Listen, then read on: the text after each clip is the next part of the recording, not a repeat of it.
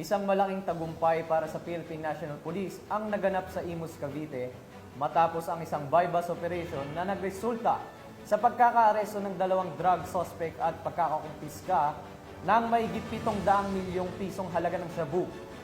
Ang bypass operation na ito ay nagbigay diin sa patuloy na kampanya ng PNP laban sa ilegal na droga na may layuning mapanatili ang kaayusan at kaligtasan ng mga komunidad sa Cavite at iba pang lugar sa bansa. Patrolman Justin Mamolos sa balita.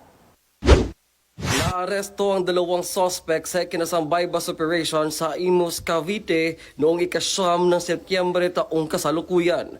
Dakong alas 6:30 ng gabi, ayon sa ulat, kinilala ni Police Brigadier General Eleazar P. Mata, Director ng PNP DEG, ang mga naarestong suspect na sina alias Larry, 37 anyos at si alias Ray, 26 anyos.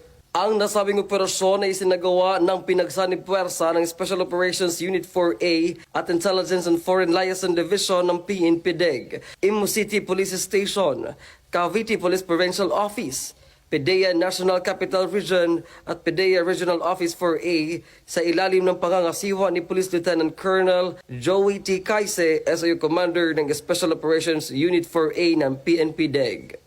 Actually, recently lang daw sila nag-occupy dito sa place na to, and they're operating dito sa southern part of Philippines, southern Tagalog area, and sa adjacent city ng Imus City, mga area of distribution nila. Itong packaging nila is container na black plastic bag with the logo ng goldfish.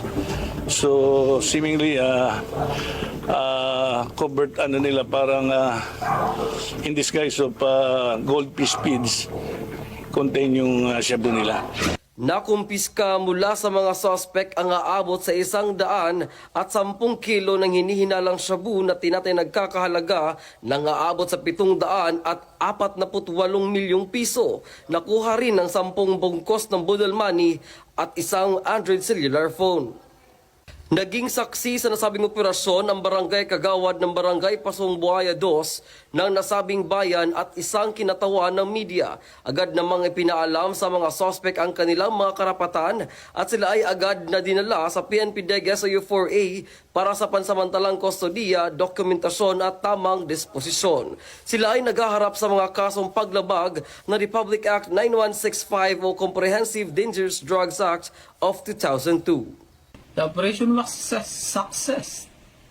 Suspect arrested and confiscated a huge amount of drugs. We are now preparing charge against the suspect for violation of Section 5 and 11.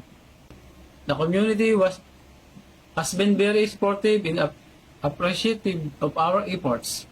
Many residents have expressed relief and gratitude, knowing that the one-off source of illegal drugs has been removed from their neighborhood. Patuloy ang pagsisikap ng mga otoridad na sugpuin ang iligal na droga. Sa kabila ng mga hamon, patuloy silang nagsusumikap para sa mas ligtas na komunidad. Para sa mga nais magsumbong, maaari kayo mag-check sa numero na nasa screen. Dahil dito sa bagong Pilipinas, ang gusto ng PNP DEG, iligal na droga bigyan ng wakas. Mula sa tanggapan ng PNP Drug Enforcement Group, ako yung Police News Network Correspondent, Patrolman Justin Mamolo, alagad ng batas, tagataguyod ng balitang pulis.